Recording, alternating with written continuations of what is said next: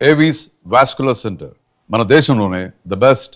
మీరు ఇందాక ఒక మాట అన్నారు, మన సినిమా హిట్ అయితేనే మన పాట ప్రాచుర్యం పొందుద్ది అని చెప్పేసి. మీరు బాగా ఇష్టపడి అద్భుతమైన సాహిత్యం రాసుకున్న పాట, అంత రీచ్ రాకుండా ఆగిపోయిన పాట ఏదైనా మీకు అనిపించింది? చాలా ఉన్నాయి సార్. ఏదైనా ఒకటి షేర్ చేయండి సార్. సర్కారు వారి పాట సినిమాలో సార్, మురారివా మురారివా మురళి వాయిస్తూ ముడేస్తివా, అది కమర్షియల్గా చూసుకున్న మహేష్ బాబు గారి గొప్ప సినిమా మురారి సినిమా. అలాగే మురారికి మురళికి యతిప్రాస రెండు కుదరడం. అవును. అది బృందావనంలో నేపథ్యంలాగా అన్యాపదేశంగా చెప్తూ ఒక యుగళ గీతంగా రాయడం, దానికి ఒక మాస్ అపీల్ ఉండడం, అన్ని లక్షణాలు ఆ పాటకు ఉన్నాయి.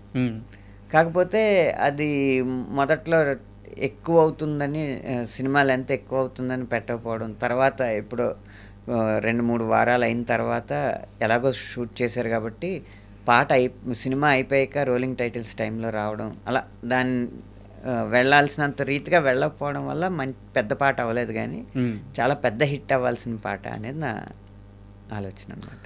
అండ్ మీ సినీ ప్రయాణం నేను గమనిస్తే రాజమౌళి గారు కానీ, ఇప్పుడు లేకపోతే గౌతమ్ మీనన్ గారు కానీ, సందీప్ రెడ్డి వంగ గారు కానీ, ఇప్పుడు ఇలాంటి ఒక డైరెక్టర్లందరికీ ఒక స్పెషల్ ఆరా ఉంటుంది, వాళ్ళ నాలెడ్జ్ వల్ల వచ్చిన ఆరా ఇదంతా.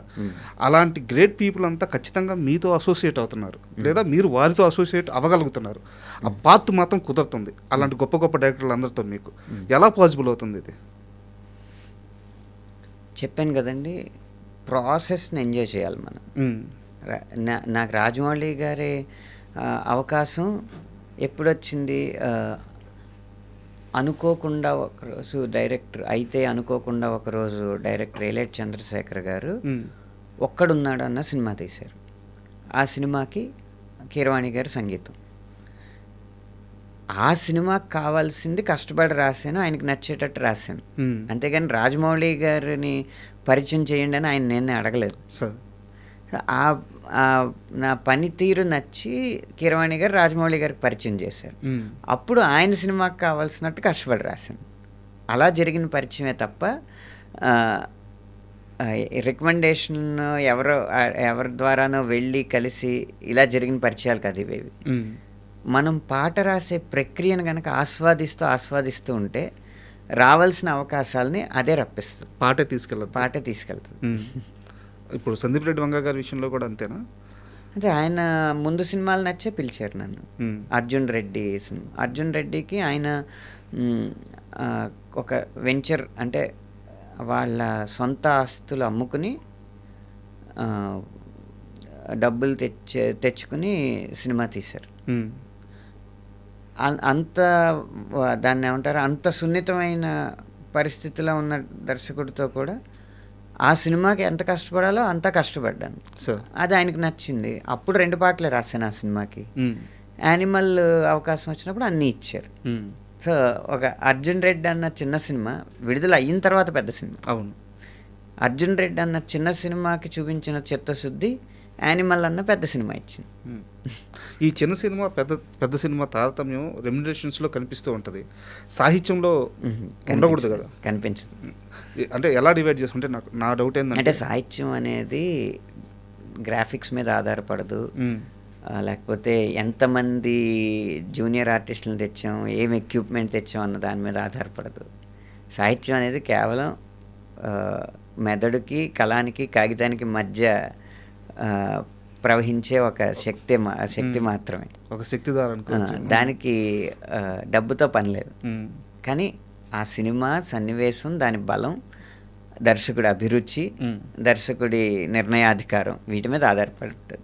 చిన్న సినిమాకైనా పెద్ద సినిమాకైనా దర్శకుడు మంచి సాహిత్యాన్ని ఎన్నుకుంటే, మంచి అంటే ఆ సన్నివేశాన్ని రక్తి కట్టించగలిగే సాహిత్యాన్ని ఎన్నుకుంటే మంచి పాట వస్తుంది. ఎలాగో సందీప్ రెడ్డి వంగ ప్రస్తావన వచ్చింది కాబట్టి స్పిరిట్కి ఆల్రెడీ మీరు వర్క్ చేస్తున్నారు. సో ఎలా వస్తుంది సినిమా, ఎలా వస్తుంది, పాటలు ఎలా వస్తున్నాయి?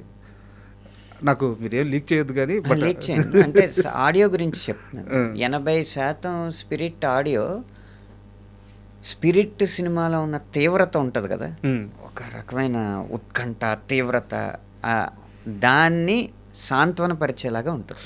ఓకే. అది ఒక్క 20% మాత్రమే కావలసినప్పుడు ఆ తీక్ష్ణత ఉండే పాటలు ఉన్నాయి. మ్మ్. కానీ 80% మీకు చక్కగా ఒక గొప్ప మెలోడీ పాటల్ని చాలా కాలం తర్వాత వినే అవకాశం స్పిరిట్ ద్వారా వస్తుంది. బట్ యానిమల్లో కూడా లైట్గా ఈ టచ్ కనిపిస్తుంటుంది, అంతే కదా? యానిమల్లో కొంచెం ఎక్కువే ఉంది, యాలో యాల లాంటివి. అవును, అక్కడ వస్తున్న సాహిత్యం. విజువల్స్కి ఈ సాంగ్ వెళ్తున్న విధానానికి దాన్ని కూల్ డౌన్ చేస్తూ సమతుల్యం చేసినట్టు అనిపిస్తుంటుంది. అవునండి, అవును. సో స్పిరిట్లో కూడా స్పిరిట్లో ఆ లక్షణం ఇంకా ఎక్కువ ఉంటుంది. అంటే విజువల్స్ ఇంకా దారుణంగా ఉండబోతున్నాయి. అంతవరకు చెప్పగలను. అయ్యో, థ్యాంక్ యూ. అండ్ ఎలాగో ప్రభాస్ గారి గురించే మాట్లాడుకుంటున్నాం. ఎప్పుడైనా ఆయన నా కల్కి సినిమాని ఎందుకయ్యా ప్రస్తావించామని సరదాగా మీతో అనడం కానీ ఎప్పుడు కలవలేదు సార్ ప్రభాస్ గారు. ఎప్పుడు కలవలేదా? అయితే కల్కి 2 వస్తే అనంత శ్రీరామ్ చూస్తాడా? చూస్తాను, చూడకుండా ఎలా మాట్లాడతాను ఏదైనా. ఓకే, మాట్లాడడానికైనా చూస్తారా? కానీ అది కల్కి కూడా కల్కి వసూళ్ళు జరుగుతున్న సమయంలో నేనేం మాట్లాడలేదండి. అవును. అలాగే కల్కి 2 కూడా ప్రజలు ఏం ఆదరిస్తారు దానికి. అందులో ఆ విజయాన్ని అడ్డుకోవడానికి నేను ఎవరిని? కరెక్ట్. అందులో గనక ఇతిహాసాలని వక్రీకరించినట్టు ఉంటే నా అభిప్రాయాన్ని తర్వాత ఎప్పుడో వ్యక్తం చేస్తాను. అది కూడా సరైన వేదిక మీద, ఊరికే వేలం విరగా వచ్చిన అభిప్రాయాన్ని వ్యక్తం చేయడానికి ఏమి అంత ఉత్సుకత లేదు నాకు. సార్